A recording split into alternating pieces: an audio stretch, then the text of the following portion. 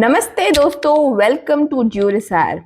आपको income tax notice ना मिले इसका ध्यान रखना बहुत ज़रूरी है, क्योंकि इनकम टैक्स डिपार्टमेंट कुछ हाई वैल्यू ट्रांजैक्शंस पर नज़र रखता है और अगर आपने इनमें से कोई ट्रांजैक्शन किया तो नोटिस मिल सकता है।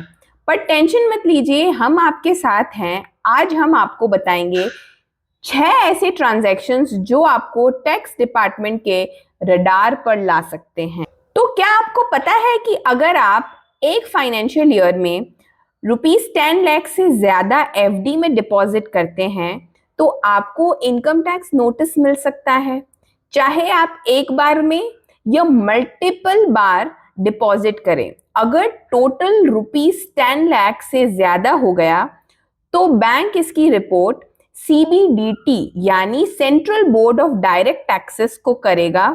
सेफ रहने के लिए हमेशा अपने पैसे का सोर्स दिखाने के लिए तैयार रहें। जैसे एफडी, वैसे ही अगर आप एक फाइनेंशियल ईयर में 10 लाख रुपए या उससे ज्यादा कैश डिपॉजिट करते हैं तो बैंक इनकम टैक्स डिपार्टमेंट को रिपोर्ट करेगा। ये रूल करंट अकाउंट और टाइम डिपॉजिट पे लागू नहीं होता, पर फिर भी आपको ध्यान रखना चाहिए और सही रिकॉर्ड्स मेंटेन करने चाहिए। अगर आप 30 लाख रुपए या उससे ज्यादा की प्रॉपर्टी बाय या सेल करते हैं तो प्रॉपर्टी रजिस्ट्रार ये इंफॉर्मेशन इनकम टैक्स डिपार्टमेंट को भेजता है। इसीलिए इंश्योर करें कि आपकी इनकम सोर्स सही तरीके से रिपोर्ट हो रही है, वरना दिक्कत हो सकती है। अगर आप शेयर्स, म्यूचुअल फंड्स, डिबेंचर्स या बॉन्ड्स में 10 लाख या उससे ज़्यादा इन्वेस्ट करते हैं तो फिनेंशियल इंस्टीट्यूशन इसकी रिपोर्ट इनकम टैक्स डिपार्टमेंट को देते हैं।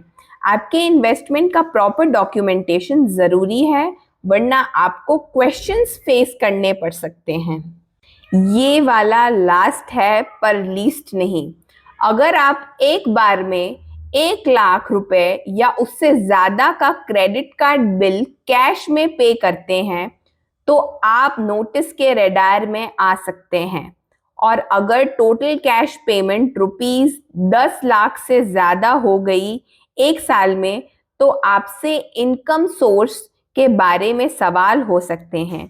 इसीलिए हमेशा डिजिटल या चेक पेमेंट का यूज करें।